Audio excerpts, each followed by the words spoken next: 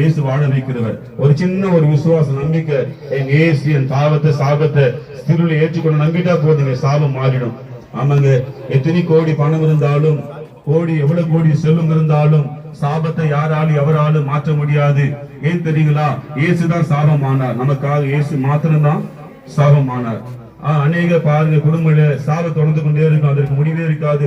தலைமுறை சாபம் தொடர்ந்து கொண்டே இருக்கும். ஆனா இந்த நாள் ஆண்டவராக இயேசு கிறிஸ்து ஏற்றுக்கொள்ளும் போது சாபம் மாறிடுங்க. ஏன் தெரியுங்களா? அவர் தான் சாபத்தை ஏற்றுக்கொண்டார்.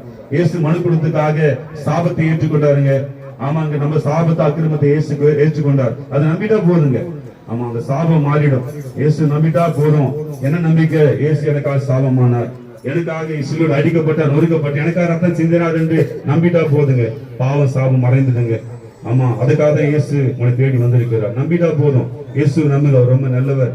அந்த பூமியில வாழும்போது ஆண்டவராக இயேசு கிறிஸ்துவை ஏற்றுக்கொள்ளும் போது, நம்பும் போது நல்ல வாழ்வு தரார். நம்பிக்கை வைக்கும் போது நல்ல வாழ்வு தரார், நிம்மதி தரார், சமாதானம் தரார் இயேசு ஏற்றுக்கொள்ளும் போது. ஆனா இந்த பூமிக்குரிய வாழ்வு சில காலம் தான், 70 ஆண்டு 80 ஆண்டு. இந்த 70 ஆண்டு 80 ஆண்டு முடிந்த பிறகு மனிதனுக்கு ஒரு நித்திய வாழ்வு, மோட்ச வாழ்வு உண்டு. அந்த மோட்ச வாழ்வுக்கு வர வேண்டும். பூமியில வாழும்போது ஆண்டவராக இயேசு கிறிஸ்து அறிக்கை பண்ணும்போது மாத்திரம் தாங்க. ஆமா, வேற எந்த காரியம் செய்தாலும் மோட்ச வாழ்வு, வைகுண்ட வாழ்வு, பரலோக வாழ்வு இல்லை. ஆண்டவராகி மெய் தவிர்த்து அறிக்கை பண்ணா மோட்ச வாழ்வுங்க. ஆமாங்க, வேற எந்த பரிகாரம் செய்தாலும், எந்த காரியம் செய்தாலும் மனிதனுக்கு மோட்ச வாழ்வு இல்லை. ஆனா நமக்காக உயிர் கொடுத்த தெய்வத்தை தன் வாயினால சொன்னா போதுங்க, பெரிய காரியம் செய்தவரை இயேசு எனக்காக பலியானார். என் சாபத்தை பாவத்தை சிலுவை ஏற்றுக்கொண்டு எனக்காக கைகளில் காலில் ஆணி அடிக்கப்பட்டு விழால குத்தப்பட்டு முழுக்கோட ஏற்றி எனக்காக சாபமா நம்பிட்டா போது நிச்சயமாய் மோட்ச வாழ்வு, பரலோக வாழ்வு. அந்த வாழ்வுக்கு தான் இயேசு அழைக்கிறாருங்க. ஆமாங்க, இதை கேட்டுக்கொண்டு அன்பான உறவுகளே, சொந்தங்களே, நீ என்ன நம்பிக்கை கொண்டிருந்தாலும், என்ன பலன் சொல்லு பண்ணாலும், கடைசியில மூவில இந்த கடைசி வாழ்க்கை முடியும் போது மோட்சம் செல்ல வேண்டும் என்றால் இயேசு இல்லாமல் மோட்ச வாழ்வு இல்லைங்க.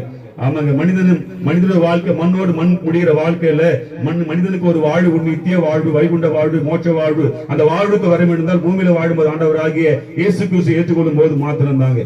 ஆமா, வேற எந்த காரியம் மோட்ச வாழ்வு இல்லைங்க. ஒருவேளை நினைக்கலாம் நீங்க, ஏன் இந்த சத்தம் சொல்லி நினைக்கலாம்.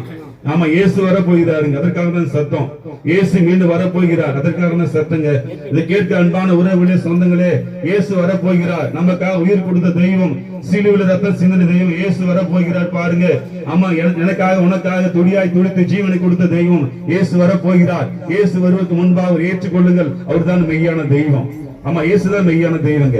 நம்ம நேசிக்கிற தெய்வம் ஒரே ஒரு தெய்வம் இயேசு. அந்த தெய்வங்களை தேடி வந்திருக்கிறாருங்க. யாராலும் அறியாம தெரியாம இருந்தா அறிஞ்சு கொள்ளுங்க, அவர் மெய்யான தெய்வம். உனக்குள்ள எனக்குள்ள வாழ விரும்புகிறார் இயேசு. ஆமா, அதற்காக தான் வந்தார். நமக்குள்ள வாழ முடியாம வந்தார். கொஞ்சம் இடம் கொடுத்தா போதுங்க, நமக்குள்ள வந்துருவார். அவர் நல்ல தகப்பன்.